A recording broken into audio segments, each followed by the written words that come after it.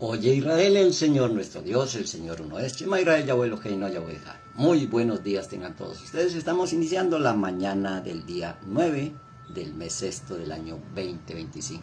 Lunes. Una nueva semana, una nueva porción, una nueva experiencia para practicar y traer a la vida diaria y establecer la vida en la tierra como se vive en los cielos. Por eso tenemos hoy, como siempre, un tema especial. Esta semana vamos a estar estudiando la porción número 36, que se conoce como Begalotea, cuando enciendas. Entonces ese es el tema que hemos elegido hoy. Recuerde que esto no lo establecimos nosotros por nuestra propia voluntad, sino que desde tiempos inmemorables, de la época de Esdras y Nehemías. Esdras, primer chopper o primer escriba, pues registrado en la historia del pueblo de Israel, pues diseñó este orden de estudio. Y cuando Yeshua se manifestó como hombre en este mundo, participó y aportó precisamente en la explicación de esta forma de estudiar las porciones semanales. Se conocen como parashot. Aquí hay misterios y secretos de cómo en el día a día podemos practicar las escrituras hasta darle la vuelta sin darnos cuenta a todo el compendio de la instrucción para la vida, lo que se conoce como los textos sagrados de la Torah, de la instrucción para la vida. Bueno, cuando enciendas en esta mañana del lunes, el Shaharit, la oración de la mañana del lunes, bueno, estos son los 7 ojos del Creador, o cómo mira nuestro Mesías, las 7 miradas de Yahweh. Todo lo que sucedió en el desierto, en este caso en el desierto de nuestras emociones, todo lo que va a suceder y lo que sucedió, se inicia cuando, en este caso, Aarón enciende el candelabro, el menorá, que son las alegorías de encender la unción del Espíritu del Eterno cuando las emociones están reparadas, y es allí donde fluye esa energía nueva que se conoce como el Espíritu del Todopoderoso, el Espíritu Santo, el Espíritu Sagrado. Entonces allí podemos mirar como mira el Creador, podemos mirar con creatividad, o mirar con el ojo creativo, y por eso cambia la percepción de lo que somos. Ya no miramos el problema, sino que somos parte de esa solución. Entonces quien decide lo que vale o no es precisamente quién es Dios, quién decide, y quién eres tú, el que decide. Entonces, ¿quién decide lo que vale o no? ¿Quién decide tu economía? Si tu economía la está decidiendo la banca mundial, ya eres esclavo. Porque nosotros, cuando establecemos la libertad por el Espíritu, somos los que decidimos. Porque primero viene el sentimiento y luego viene ese campo cuántico que establece una energía que se materializa. Entonces, si nos sentimos pobres, pues vamos a activar pobreza. Si nos sentimos ricos, vamos a activar riqueza. Y la pregunta es, ¿quién es Dios? ¿Quién decide? Y si Elohim, Dios, está en ti, vas a decidir la abundancia, la riqueza, la sanidad. Y por eso, ¿quién decide lo que vale o lo que no vale? Bueno, ¿quién decide tu economía? Ahora, ¿quién decide lo que es válido o lo que no? Pues si lo único que es válido son las cosas físicas, entonces se llama religión. Pero si tú decides que eres valioso porque le das valor a todas las cosas, y esas cosas son atraídas por afinidad de forma o como un imán a tu vida, entonces ya tienes revelación, ya encendiste la luz del Espíritu, y entonces allí ese encendido, esa luz, pues es como la manifestación del Creador en tu vida. Por eso Dios, Elohim, debe de estar en todas las decisiones de nuestra vida, al respirar, al hablar, al caminar, porque Él está en todo. Y si queremos perfeccionar todo, pues debemos caminar con Él. Y por eso empezamos a mirar el libro de luz, el libro de revelaciones. obviamente fue cambiado por Apocalipsis. Ya no hay que mirarlo como un acabose, ya hay que mirarlo como una revelación. Y entonces, para hacer ese cambio de percepción, aparecen esas batallas que no son externas, que son internas y son en nuestra mente, donde hay un enemigo, y ese enemigo es quien controla el pensamiento. Y el controlado es el siervo solamente obedece. Entonces todo funciona con el mismo molde, todo funciona con el mismo modelo. Habíamos estudiado que el Todopoderoso dijo 10 palabras y se convirtieron en 10 leyes, 10 instrucciones o 10 revelaciones, o 10 sepirot, 10 gavillas o esferas dimensionales, que se conocen como los 10 mandamientos. Todo tiene ese molde.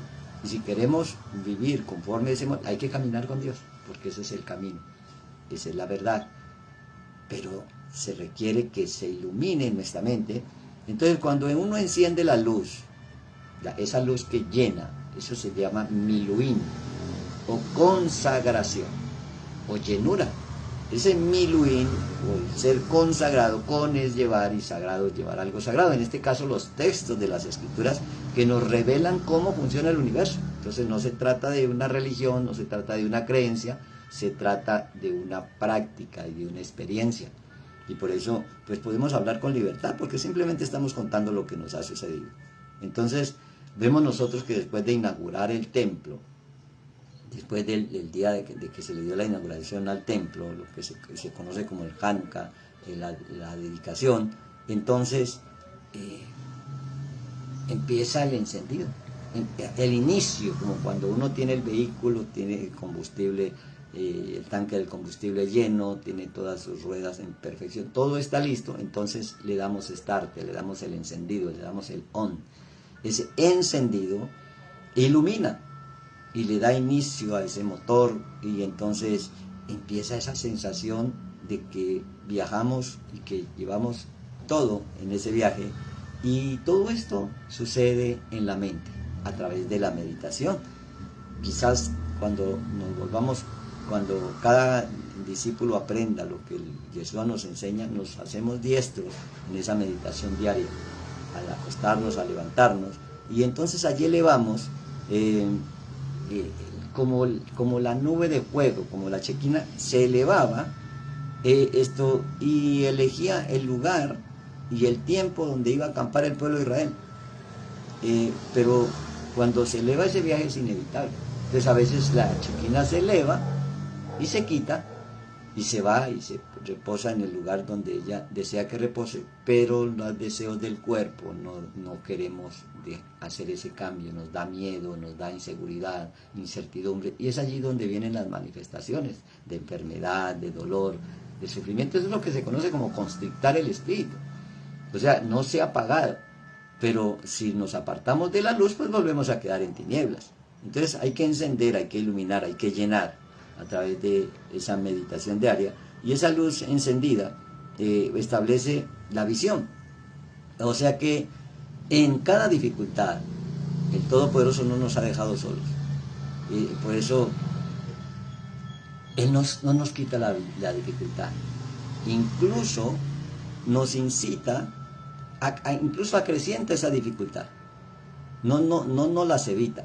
Por eso a veces que pedimos que quite una enfermedad, que quite una dolencia, que quite una escasez, que se va a acrecentar, porque Él no quiere que nosotros evitemos ese camino, sino que lo transitemos, que lo aceptemos. Y no es para quedarnos allí, es para estimular a ser un gran guerrero. Por eso Él dice, yo soy gran guerrero. Y ese gran guerrero, pues se trata de librar esa batalla interna, esa batalla en la mente. O sea, no está sucediendo absolutamente nada afuera. Afuera está el mundo hecho un caos, porque ese caos se generó dentro. Pero el caos de afuera no se va a detener si yo no camino en ese camino interior y enfrento con todos los ejércitos celestiales ese estado de ser caótico en mi interior. Ahora que reparo, entonces sí puedo salir al exterior. Es por eso que Él no evita el caos. Afuera entonces como el Todopoderoso nos guía, que caminemos hacia adentro, afuera se va a acrecentar la dificultad, el problema. Entonces cuando uno camina hacia adentro, enciende, empieza a ver lo que piensa, a ver lo que siente, a ver lo que dice, y cuando uno ve, tiene visión, porque se encendió algo. Eso se llama encender el candelabro. Por eso eran 7 candelabros dorados, 6 emanaciones emocionales, y el 7º, que es el resultado de reparar esas 6. Entonces nace pues la emoción, o se vuelve a emitir la emoción del amor. Esa es una instrucción para el guerrero, porque cada vez que había que trasladar el templo en el desierto, en estas alegorías, el campamento estaba allí cuando de pronto sonaba una trompeta, sonaba un chofar, y entonces Moisés o Moshe decía: levántate, Yahweh. ¿A quién le hablaba Moisés? Le hablaba al Mizcán, le hablaba al tabernáculo, le hablaba allí donde iba la presencia. ¿A quién le habla usted hoy como Moisés? ¿A quién le habla el Mesías? ¿Quién habla dentro de nosotros? Cuando el Eterno se levanta, es porque esa nube de fuego, ese poder indestructible, se eleva y dice: para que sean destruidos todos los que te aborrecen. ¿Quiénes son los que lo aborrecen? Los que le dan la espalda a la Escritura. El que ama la muerte, esto dice, me aborrece. Los que aman la muerte me odian. Eso es lo que dice el proverbio. Pero ¿qué es amar la muerte?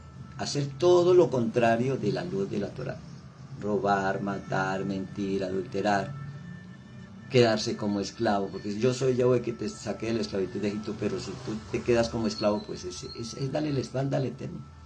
Entonces son cosas prácticas que podemos activar y motivar cada día, y para decirle a cada deseo de nuestro corazón que se levanta el Todopoderoso y que se destruye el enemigo. El enemigo es el estado de ser que te dice que no puedes, porque no hay dinero, porque no lo tienes, porque no lo sabes y porque no debes de saberlo. Ahí están los paradigmas de este mundo que nos encierran y nos ocultan la luz. Por eso la luz había que ponerla sobre la nube.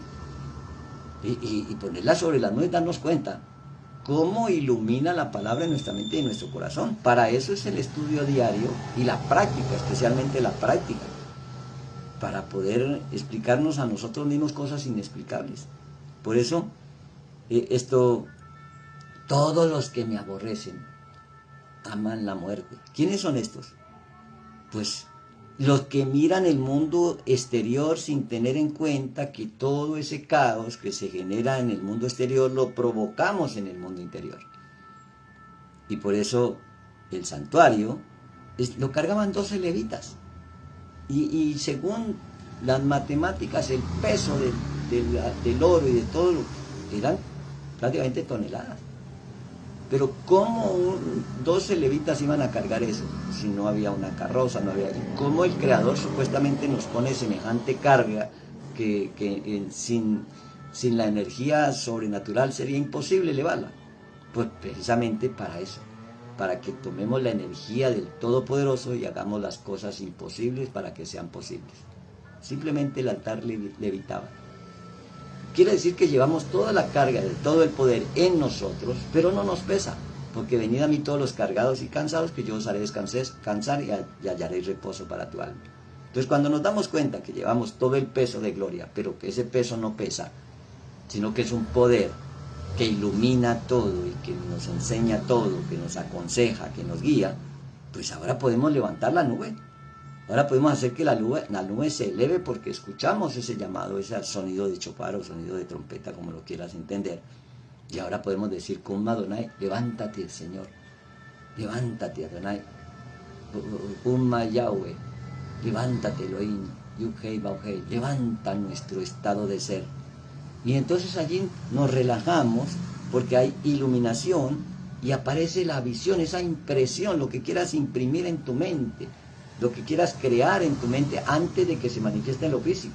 Entonces ahora ya no es desde afuera hacia adentro, sino desde adentro hacia afuera, porque aparece la manifestación. Eso es un ejercicio diario. Por eso cuando la nube se levantó, la nube cubrió, así era siempre, cubría día y de noche. 40, 34 y 38 del libro de Éxodos. Entonces, ¿qué nos quiere decir eso?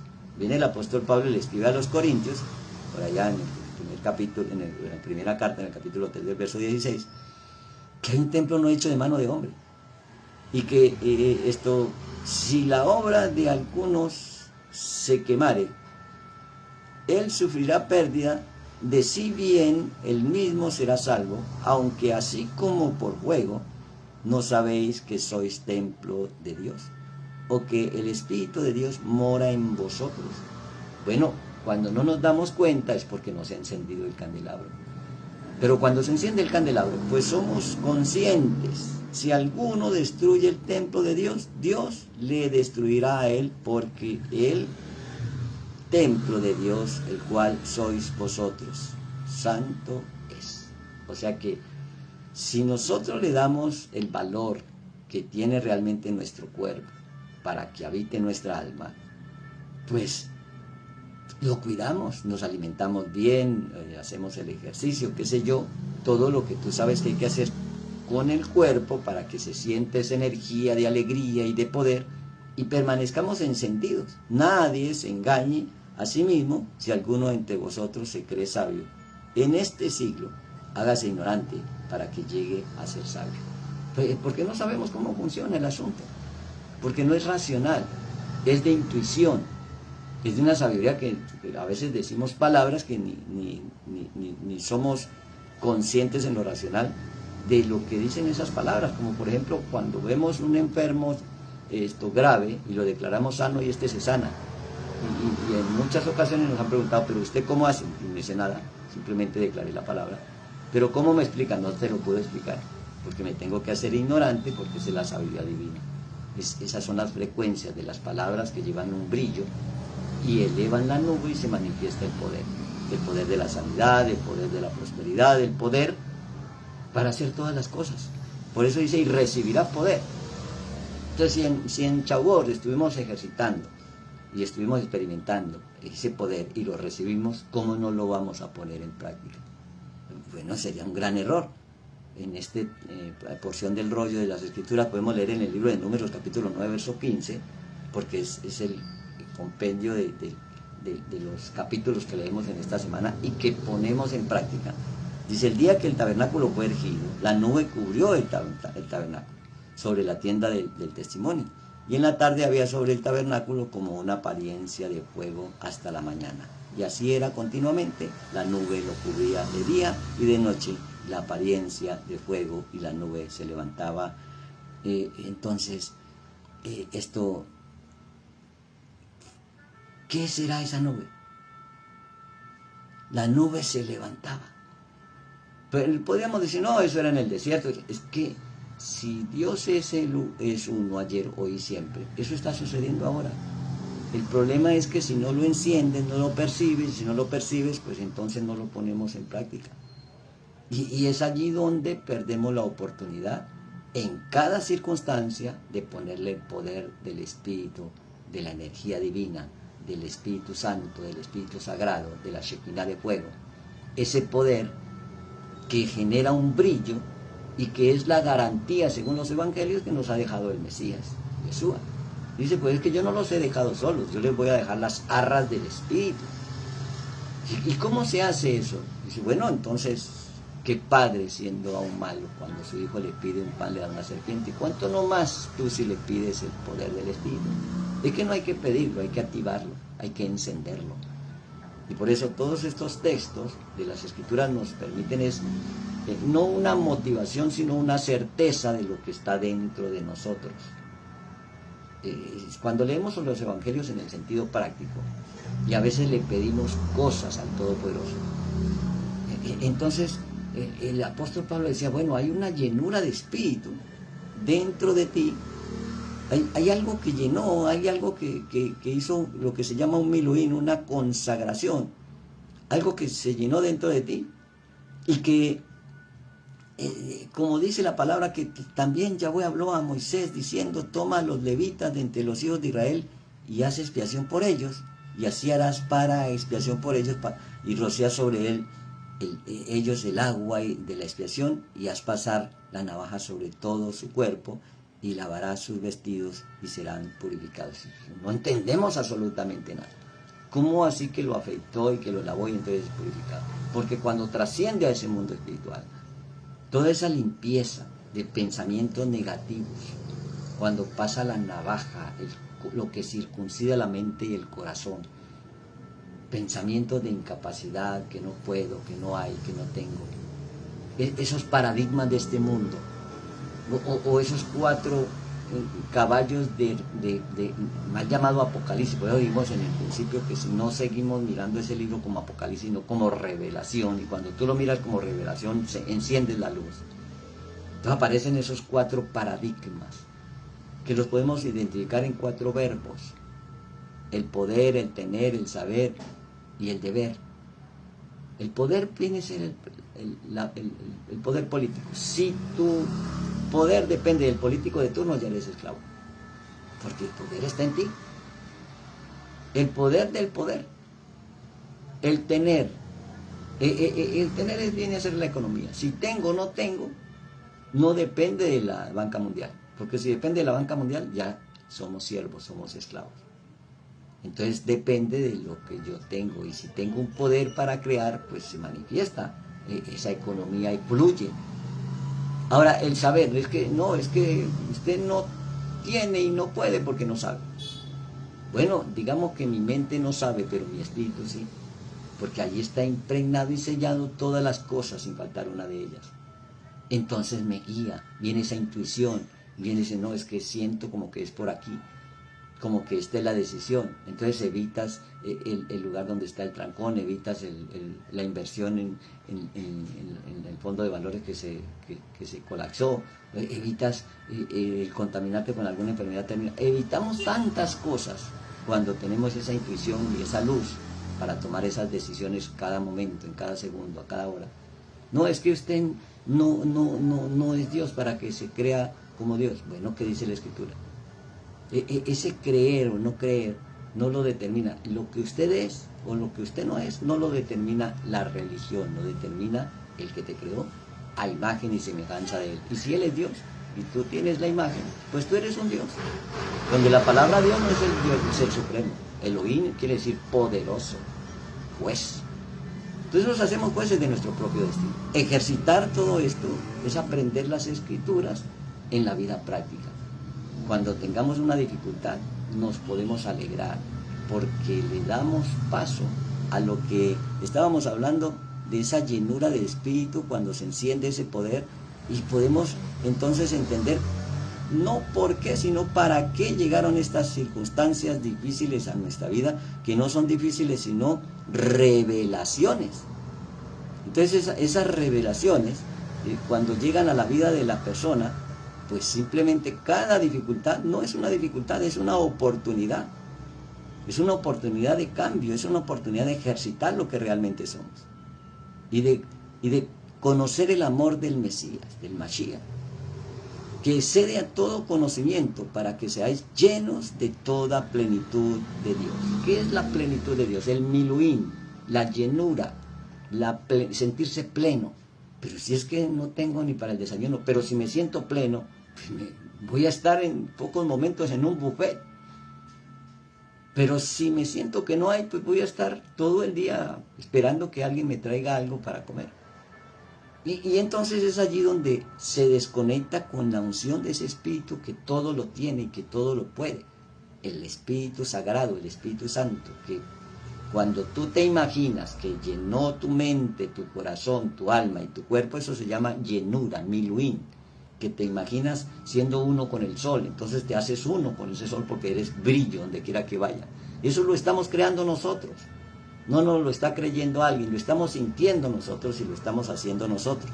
¿Y cuál es el resultado? Y aquel que es poderoso para hacer todas las cosas mucho más abundantes de las que pedimos o entendemos. Note, podemos pedir tantas cosas, o podemos entender algunas de ellas, pero aquel que es más abundante, ¿quién es ese aquel? Según el poder que actúa dentro de ti, en nosotros. Bueno, ese poder es el poder del Espíritu, que cuando se enciende podemos pasar los desiertos, podemos sentir en la dificultad, en la enfermedad que somos sanos, en la escasez que somos ricos, y entonces volvemos a la presencia divina, a ser uno con Él. Y cuando nos hacemos uno con Él, se manifiesta ese poder. Es como cuando la Shekinah o la nube de fuego se elevaba en el desierto y los llevaba de un lugar a otro, y entonces en ese lugar aprendían algo y los llevaban a otro, hasta así copar los 42 campamentos en 40 años en el desierto. Entonces, todo esto no necesariamente es un viaje por un lugar hostil. Es el desierto de nuestras emociones, que ahora que sabemos que están reparadas, tenemos la certeza, la seguridad y el poder, que todo lo podemos en Yeshua porque Él nos fortalece. Simplemente operamos en Él y declaramos estas palabras de sabiduría y poder sintiendo. No necesitamos tenerlo para sentirlo, solamente lo siente, y ahí es donde está el secreto. Cuando siento que puedo, puedo. Cuando siento que sé, sé. Cuando siento que soy suficiente, soy suficiente. Cuando siento que soy como Elohim, soy como Elohim. Porque el secreto está en el sentir, que ese candelabro se encendió y que ahora no lo estamos colocando debajo de la nube, sino que lo estamos colocando sobre la nube para que resplandezca y todos entiendan y lo puedas practicar. Que tengas una buena mañana y nos vemos luego. Boker Tov, en la mañana, Leitradot, nos vemos luego.